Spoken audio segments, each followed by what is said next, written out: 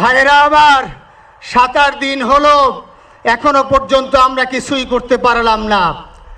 এই দুঃখে কলিজা ছিঁড়ে যাচ্ছে।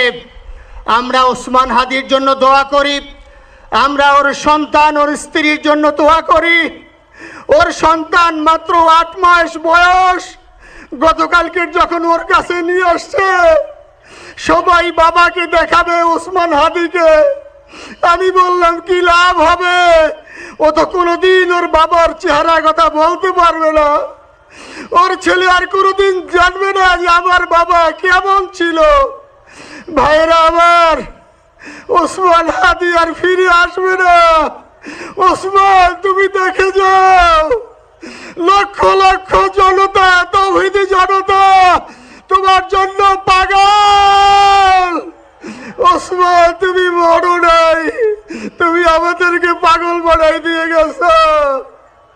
আল্লাহর কাছে আমরা সবাই দোয়া করি, আল্লাহ যেন আমার ভাই শহীদ শরীফ ওসমান হাদিকে জান্নাতুল ফিরদাউসের মেহমান হিসাবে কবুল করেন। আল্লাহ তাআলার কাছে দোয়া করছি, আয় আল্লাহ তাআলা, আমরা যারা বেঁচে আছি ঈমানের সাথে স্বাধীনতার সার্বভৌমত্ব রক্ষা করে তৌহিদের দ্বীপ বাংলাদেশকে যেন আমরা রক্ষা করতে পারি।